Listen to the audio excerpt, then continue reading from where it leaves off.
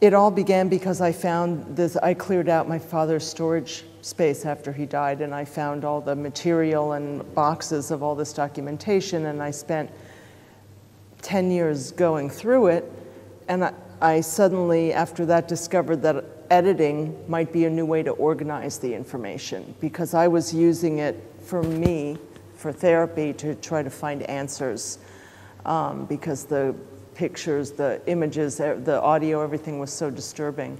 So I became a filmmaker by accident, really, because I made the film for me, because I was thinking maybe I could learn something new from it.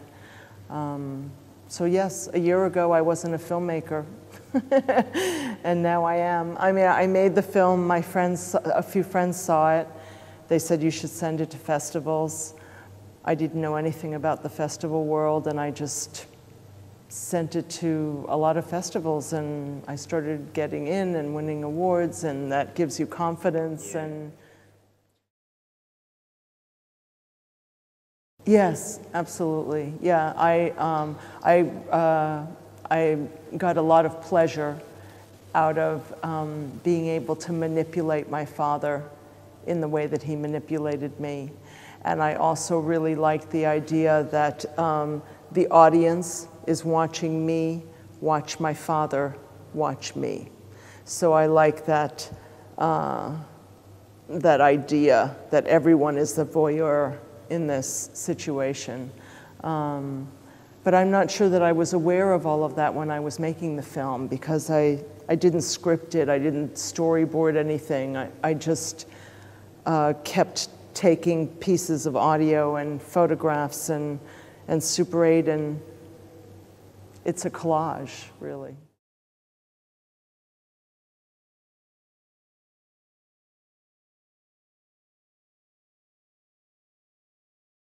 I don't think my father was a pedophile. So, and I wasn't trying to prove that. no? So No. what were you trying to prove then? I wasn't really trying to prove anything. I was trying to present evidence so that I could get outsiders to tell me what they see, because all I know is what I see, and what I see is coming from a place of hurt and anger. So it's very important. It's been very important for me to hear what other people see when they look at the images, because everybody sees the same thing a different way. And no matter how I try to manipulate or what I chose to show and not to show, it's still an image that existed that my father created. So, yeah, no, I wasn't trying to prove, I mean, I don't know if he was or not, and it's really not about that, this film. It's about my right to a child's right to privacy. Because, and it's about blurring the boundary between preservation of childhood memories and then stepping over the line, because a father shouldn't be taking photographs of his 14-year-old daughter standing in her underwear posed. I mean, that just, Yeah, that's it's a good wrong. answer for those critics. Yeah, it's just, I just think it's wrong, and I was obviously very uncomfortable. I didn't make any choices specific to time or chronological order. I chose things based on the photographs and the audio. A lot of it, for me, had to do with the audio tape, and because I find that to be the most painful and the most difficult for me to work with. And when I started making the film, I didn't have a beginning, middle, or an end. I think about it as, I had read an interview with David Lynch where he said that when he makes a film, he writes scenes on index cards, and then he shuffles them, and then he has a movie. So it's kind of what I did, is that I cut little segments, and then I just moved them around in a way that it felt like it sort of told some sort of a story. So nothing was planned. I didn't know that I was going to end at 18 minutes. I actually had my first rough cut was 20 minutes, and I cut it back. I cut some stuff out of it.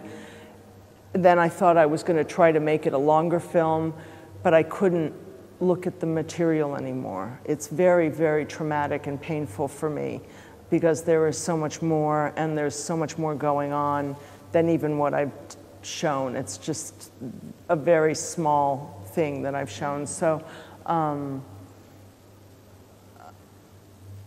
yeah, I mean, it wasn't like I made any conscious choices in that way. I made the choices to show the things that when I first saw them, they hit me. And some of them happened to be when I was 4, and some of them happened to be when I was 14. Yeah.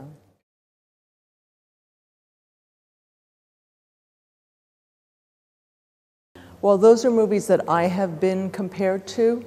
I mean, I think people compare it to Capturing the Friedmans because it's a Super 8 movie, it's found footage, and it deals with pedophilia. So that's why people connect to that. I don't actually think that there's a lot of similarity between us, but that's what people see. Peeping Tom, once again, it's about voyeurism.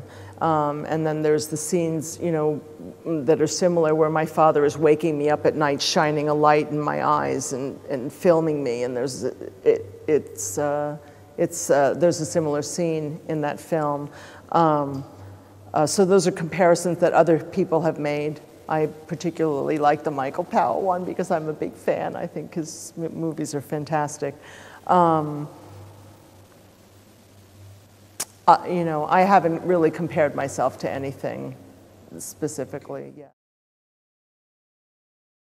I'm just starting to work on it, so there will be 2 more short films to turn this eventually into a feature-length product. The second part is going to be much more personal. I'm examining a lot of the different voices inside my own head, which will be speaking together with more of the audio of me as a little girl and my father. So it's sort of a symposium, maybe like a Greek chorus, you know, a lot of different ideas and coming through. And the third part will be some sort of an epilogue. It's just in the beginning stages. You just know that it's going to be an epilogue, but you don't. You know, it's really hard to talk about something that hasn't been done yet. Yeah. So, and I don't really want to throw all my ideas out and then feel trapped by that. So it's something that I need to work on. It's going to be using more of the archive and the documentation, and hopefully people will want to see it as well.